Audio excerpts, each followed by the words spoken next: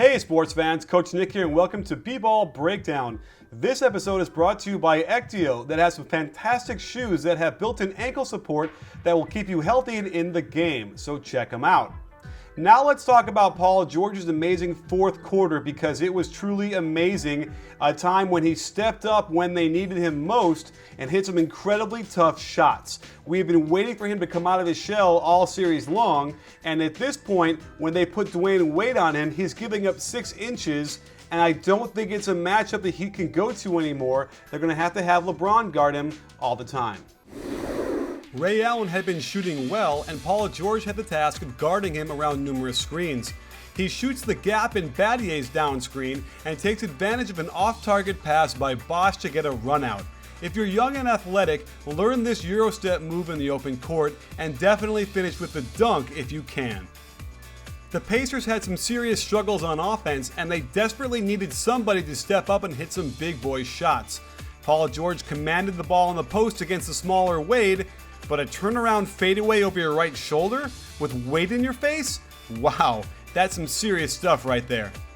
Remember, the Pacers wanted to limit the number of passes they made for fear of turning the ball over, so they break right into a pick and roll with West doing a short roll to alleviate the pressure. The Heat adjusted by rotating Bosh over early, but that left a 3-on-2 situation on the left side of the floor.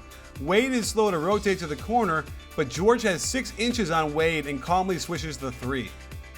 It's not often you see a player make clutch defensive plays to generate offense in the fourth quarter, and it's downright rare to see it happen twice. The Heat run the frozen statue offense, which allows Paul George to both help and defend his man at the same time. He gets another run out and some breathing room. The Heat go on a run, and the Pacers run a back screen for Paul George, but I shudder to think they were really going to throw a risky alley-oop pass in this situation. Instead, the offense flows, for lack of a better word, into an elbow post-up, but when Hill won't pass to him, Paul George flashes across to the open area and hits another big-time shot. As we got into crunch time, the Pacers ran some strange play with 3 guys lined up across the top, and clearly somebody didn't go to the right spot. Because it fell apart, it was up to Paul George to perform some hero ball with an ISO, and he looks like he was born to do it as he just takes Dwyane Wade off the dribble. They try to run the same play again, and I think it was a pick and roll, and Hibbert was going to get the ball on the left elbow. But they get the same isolation again, this time with LeBron and his 5 fouls guarding Paul George.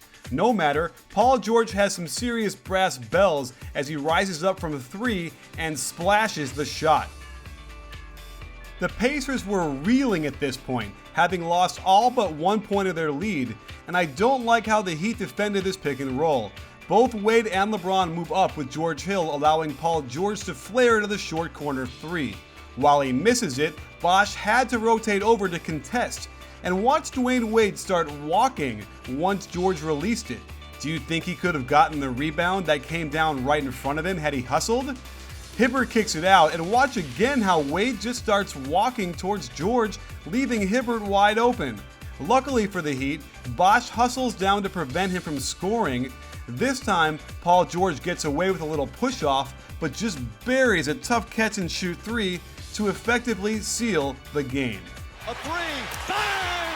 Paul George from downtown! What a fourth quarter performance from George! And the Pacers go back up by 4. So there you have it, sports fans. I really feel like this is delaying the inevitable because I'm pretty sure we're not going to see LeBron James get into foul trouble like he did in this game. Some of them were pretty big doozies if you ask me. And we'll try and go through this with Ronnie tomorrow, so stay tuned for a court call if we can get him on the horn from Croatia where he's traveling. And don't forget, lots more coming up as these conference finals wind down and the NBA finals come up. Looking really forward to it. I hope you are too. And don't forget, at BBallBreakdown, we're not a channel, we're a conversation. You in?